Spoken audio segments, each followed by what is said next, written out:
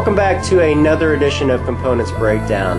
Today we're going to look at the 2010 release game called Survive: Escape from Atlantis, which is a remake of the 1982 classic game called Survive.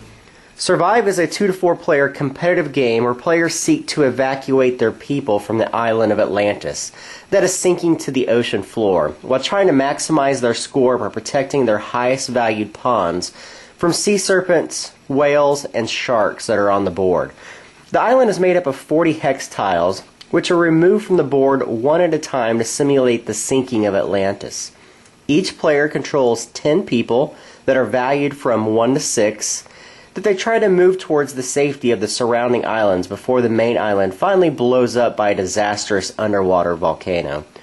Players can either swim or use boats to travel, but must avoid the deadly inhabitants of the ocean on their way to safety. Let's go ahead and take a look inside.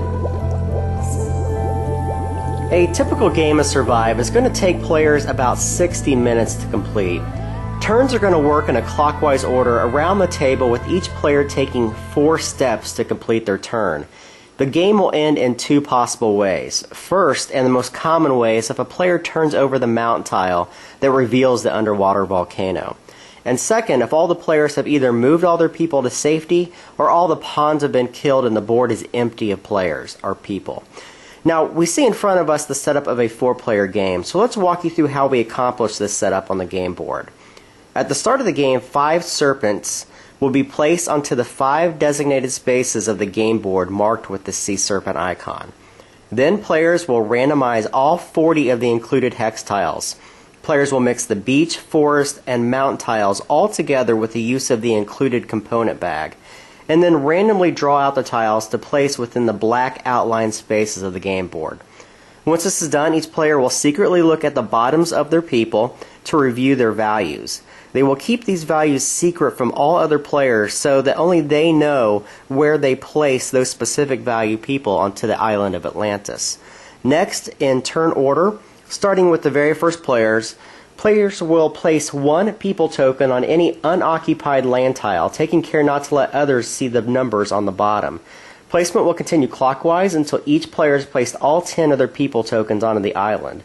Once that is complete, players again in clockwise order will take turns placing boat tokens in any unoccupied sea space next to the island until each player has placed 2 total boats. Now, there are 2 very important rules to note. First, once players place their people tokens onto the island, they may never look at the values hidden underneath of them until the very end of the game. And second, no more than 1 boat may occupy 1 sea space at a time, and that is included on the placement at the very beginning of the game.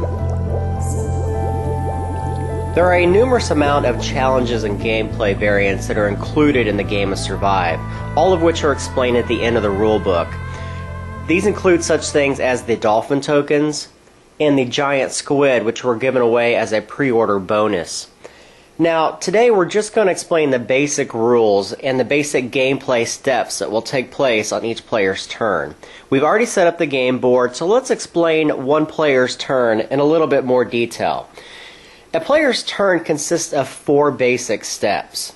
At the very beginning, a player is allowed to place a land tile from their hand. At the start of the game, no player is going to have any land tiles in front of them, so none of them are going to pertain at this point in the game. However, let's explain some of the land tiles in a little more detail. On the backs of the land tiles, there are 3 very different types of gameplay tiles that you will find. Play immediately, play at the start of your turn, and play out of turn, which are called defensive tiles.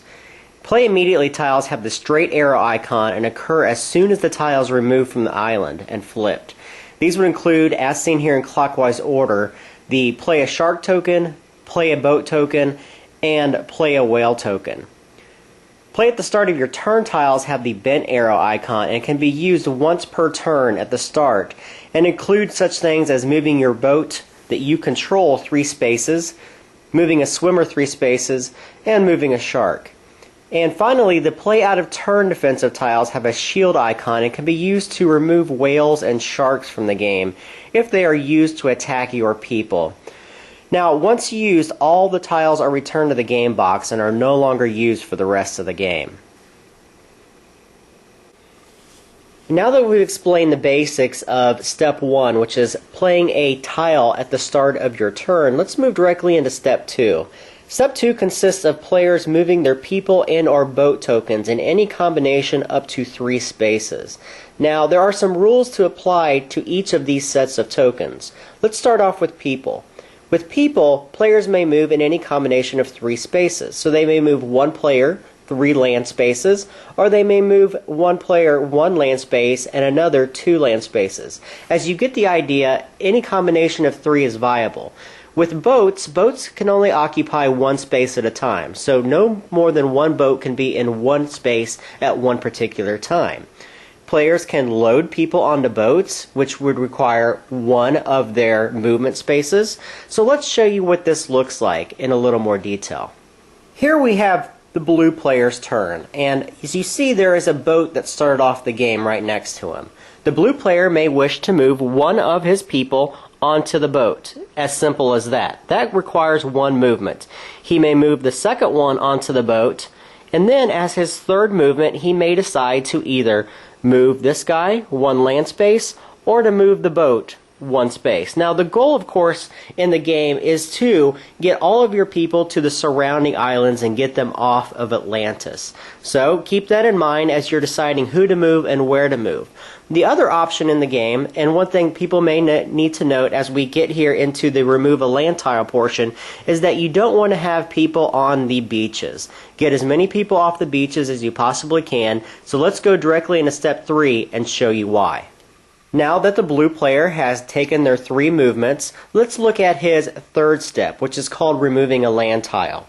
Removing a land tile is very simple to do. Players must carefully remove 1 land tile anywhere from the island. Now, any player that is on that land tile will immediately become a swimmer, meaning that he will either have to board a boat on a later turn or swim his way to one of the safe islands.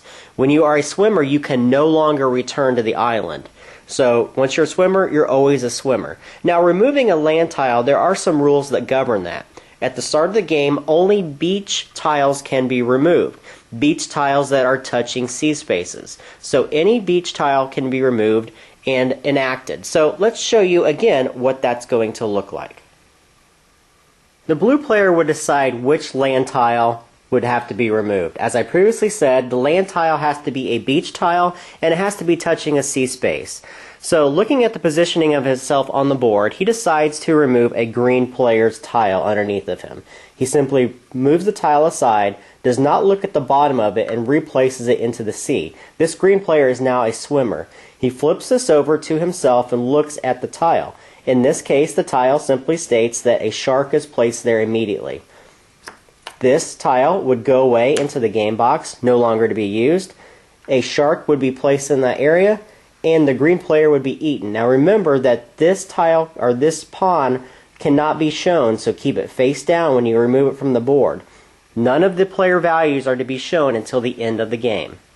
The fourth and final step of the player's turn is to roll the red die and determine which sea creature is going to be moved.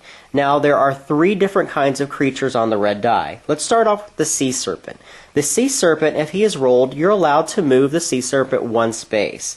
The sea serpent does this. He kills all swimmers and destroys all boats immediately. So he's probably the most devastating of the 3 different creatures. The second one is the shark, and if the shark is rolled, he's allowed to move up to 2 spaces. However, he will stop on the first space if a swimmer occupies that area. He kills any swimmers immediately. And the final one is the whale. The whale is allowed to move up to 3 spaces. The whale's special ability is his ability to destroy occupied boats. They're destroyed, making that every person or every people token on that boat now a swimmer. Let's go ahead and show you how this turn would end.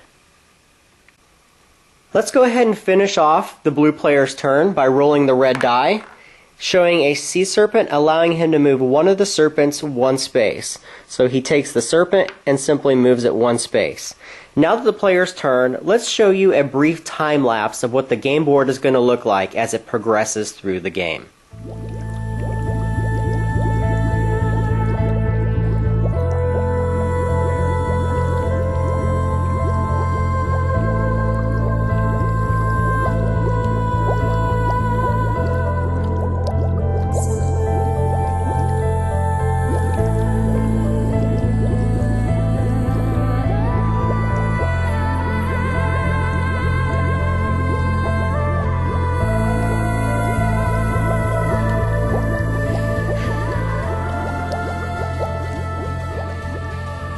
So now if you've been following along, as I've been doing this time lapse, the green player has just activated or removed the tile underneath the last blue player that you see there, and it is the volcano, signifying the end of the game. All players that remain on the board are now dead. So now we'll just go through all the people on the islands and count their values.